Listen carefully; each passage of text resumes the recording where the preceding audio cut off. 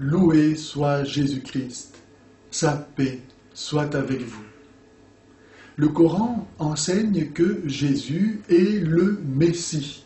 C'est ce que nous trouvons à la sourate 9, verset 31, ou bien à la sourate 5, versets 17 et 72. Ou bien les mots ont un sens, ou bien ils n'en ont pas.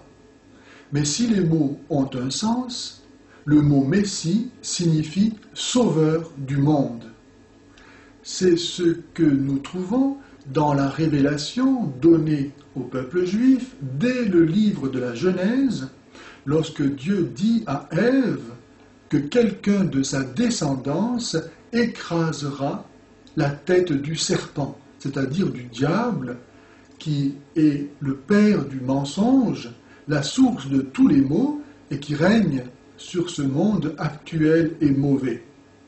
La promesse du Messie remonte à l'origine de l'humanité et a peu à peu été précisée par les prophètes en Israël. Les traits du Messie ont été peu à peu dessinés par les prophètes, afin que le peuple juif puisse reconnaître le Messie lorsqu'il viendrait. C'est ce que nous trouvons, par exemple, dans le livre du prophète Isaïe, au chapitre 42, versets 1 à 4, au chapitre 49, versets 1 à 6, au chapitre 50, versets 4 à 9, au chapitre 52, verset 13 à 53, verset 12.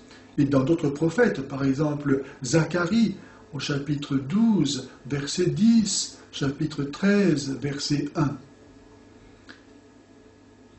Les chrétiens ont reconnu que ce Messie annoncé aux Juifs était Jésus de Nazareth, lui qui a ouvert à l'ensemble des hommes l'alliance conclue avec Abraham et sa descendance.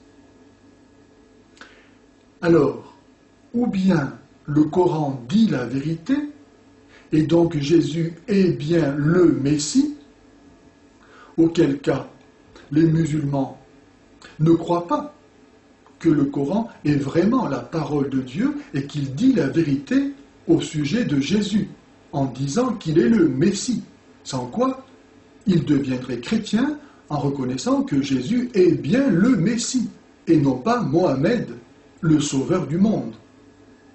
Ou bien le Coran ne dit pas la vérité au sujet de Jésus en disant qu'il est le Messie alors qu'il ne le serait pas, et alors on ne voit pas pourquoi les musulmans continuent à croire dans le Coran.